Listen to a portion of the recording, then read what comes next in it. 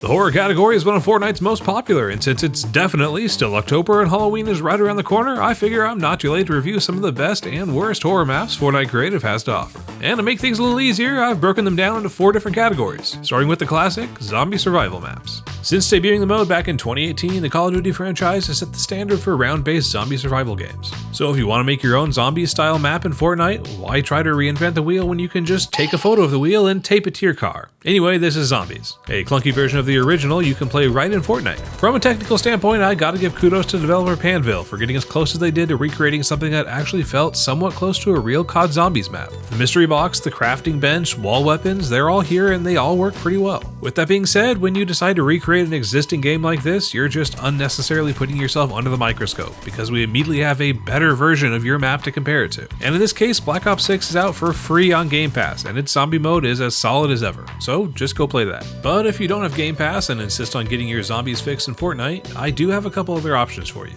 Starting with House of Shadows.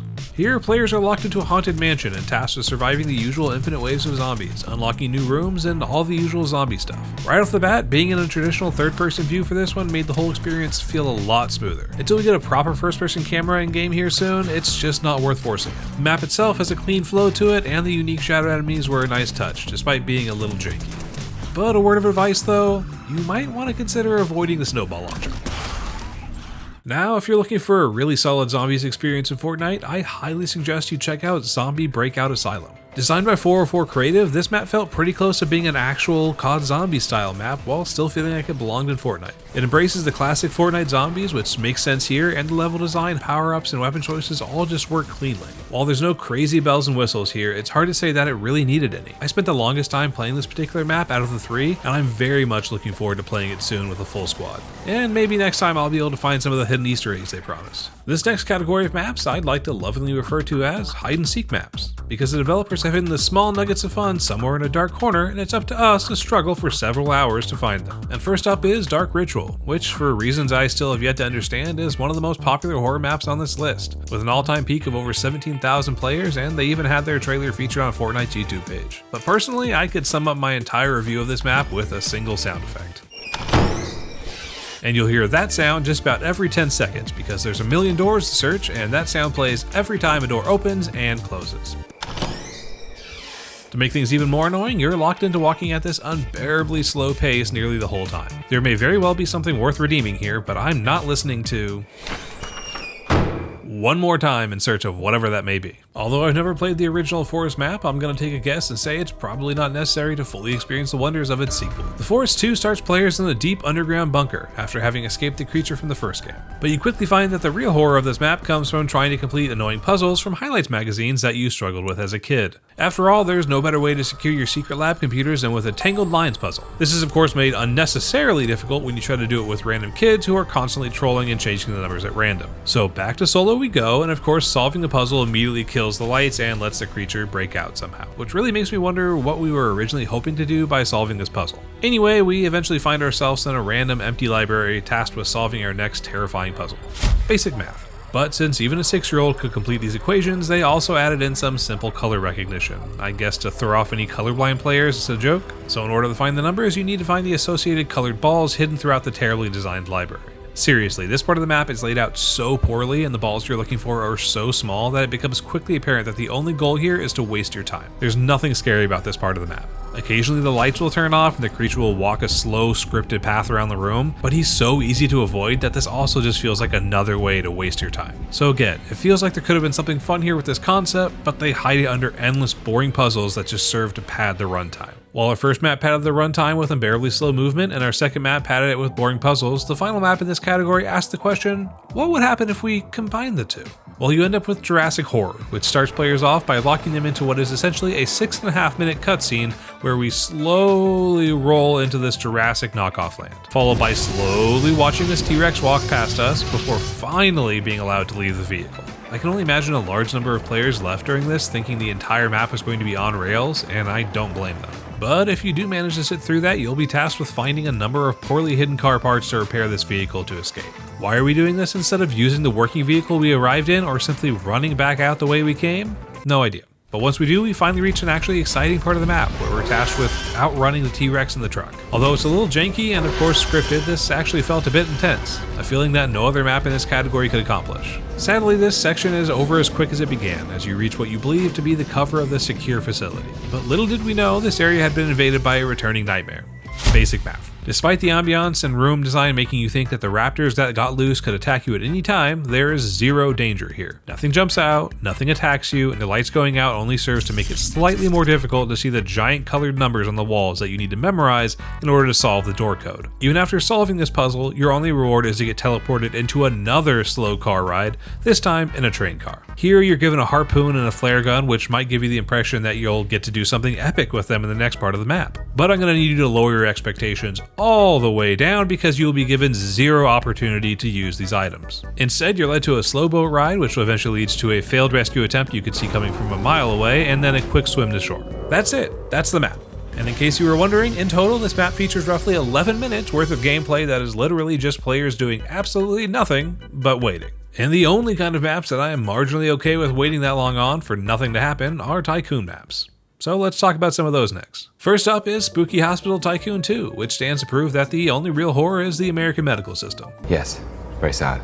Anyway. What the f is going on here? The candy corns have taken over the map and have sworn a vendetta against anyone with epilepsy. Which I guess is good for us, as we're building a hospital and we'll need patience. So let's get building. But the first step for any tycoon is to build some droppers so we can gain resources. Except these droppers, they don't drop anything. All your money just appears in this ATM for you to collect, which only brings into question why they didn't just have us build maybe multiple ATMs to gain money, which would have been a slightly more unique idea, but God forbid we do anything original here. Anyway, after we get a few walls and some decor in place, we start to see that this hospital is terribly laid out. And the more we build, the harder it is to actually get back to the ATM room to collect more money. A rather counterproductive problem that I've honestly never encountered in any of the countless tycoon maps that I've played before. In addition, it was around this time that I was introduced to a new kind of stat I needed to track: patience. Where do we find patience, you might be wondering? That's a good question.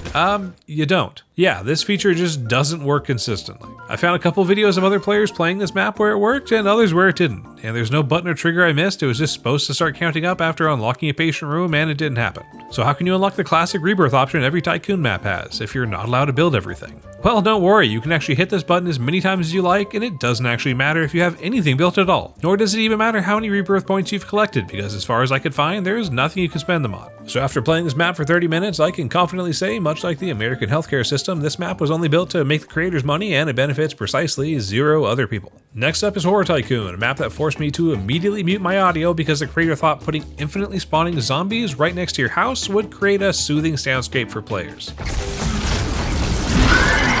In addition, these zombies offer 0 challenge to eliminate even if you decide to stand completely still in front of them, because God forbid any tycoon map require you to put in even a little bit of effort. Anyway, the droppers don't work here either, unless what this number is really tracking is pumpkin-scented farts. You can eventually unlock a pumpkin clicker that looks completely ridiculous and simply exists to further emphasize that 99% of tycoon maps are just cookie clicker with more steps. And to top it all off, they choose to reveal that the haunted house that we're building is going to be inhabited by these folks, and I'm gonna have to nope so far off this map now, thanks. But fret not, because if you're still determined to play a Halloween-themed tycoon map, I have a somewhat decent option for you in the aptly named Halloween Tycoon. While this map doesn't do much to break away from the usual tropes we've come to expect from Fortnite Tycoon maps, creator oceanwavegames did take the time to actually lean into the theming more and add some substance to their map. Pumpkins are the main resource here again, but instead of just relying on droppers, you can eventually build a pumpkin farm that you can harvest. Candy is collected through a timed button mashing trick-or-treat minigame. If you want a big chunk of resources, you can go complete this maze, play a candy matching minigame, or fight the giant skeleton boss. All of these are easy to access right outside your house or by using the teleporter device. No pointless walking around the map to reach these. I'm not saying this is the best tycoon map that I've ever played, but it's always nice to see creators taking the time to build additional content into these rather overdone concepts. So kudos to oceanwavegames. I do recommend checking this one out if you enjoy tycoon maps. Next up, we've got a category that, based on Fortnite's own terms and conditions, should not exist, and yet here we are. It's a little category I like to call DMCA Nightmares. First up, we're highlighting a Five Nights at Freddy's ripoff, a franchise that has been stolen from and copied a seemingly infinite amount of times within Fortnite Creative, and yet Epic doesn't seem to care.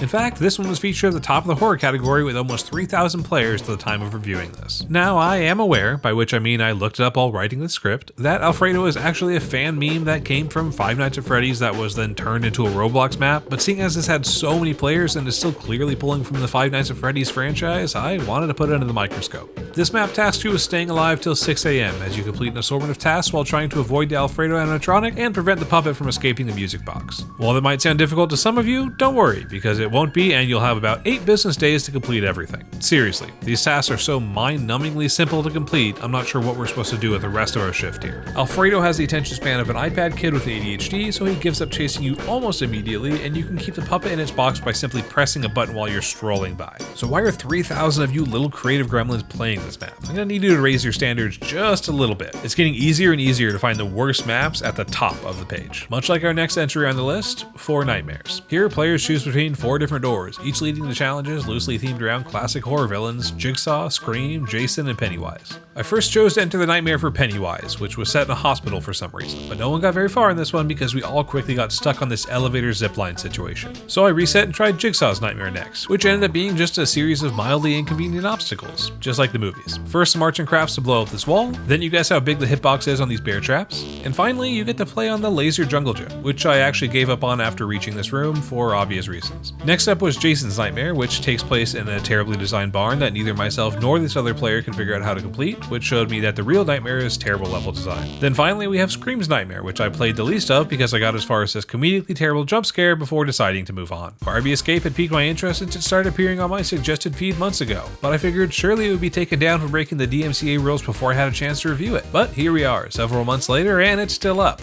What a joy. So let's take a look. The map starts off with us visiting our local Hedgemaid's toy store in search of a gift for our sister. And because cornflakes are apparently not a suitable gift option for some reason, we decided to get her this 100% trademarked Barbie doll. But after purchasing the doll, we're stuck with a curse that turns us into a Barbie and traps us in our very own nightmare dream house. Complete with accessories, but devoid of fun. From here, the map boils down to looking under every chair and floorboard in hopes of finding whatever random item you need to open the next door. Maps like this feel like they were designed by people who heard the adage, "It's like finding a needle in a haystack," and went, "Oh damn, that sounds fun."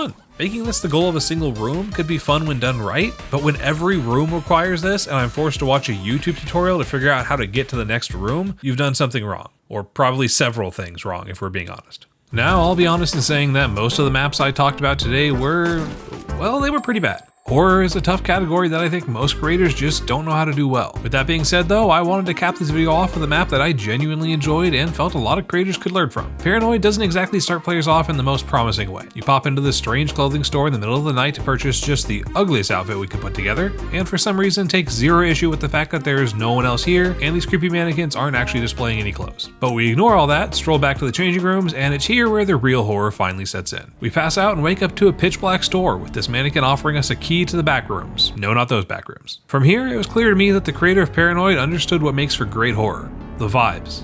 Or if you prefer a more common term, immersion. If your goal is to truly scare players or make them feel uncomfortable in some way, you have to find a way to plunge them into your world and hold them there. No math puzzles, no searching for fruit to unlock a door. We are stuck in this wild mushroom-fueled trip through a clothing store and all we want to do is get the hell out. Everything around us reflects that. The sound design, the lighting, the puzzles, it all keeps us locked into the world they built, and better yet, despite there only being one early section where you were actually in danger of being attacked, that's all it took to put me on edge for the rest of the game. From then on, I was very conscious of any mannequin that moved or door that creaked. So kudos to developer Chitaz. I highly suggest you check out the map. And that's it, ladies and gentlemen. I finally covered some Fortnite horror maps. I know this isn't even close to being a comprehensive video of what's available, so I do plan on doing another part to this video in the future. But I didn't want to make y'all wait any longer for another video, so I hope you still enjoyed it. I'll finally be reviewing some of the maps my viewers created in the next video. So if you'd like your map to be featured, leave the map code and description in the comments. Anyway, bye.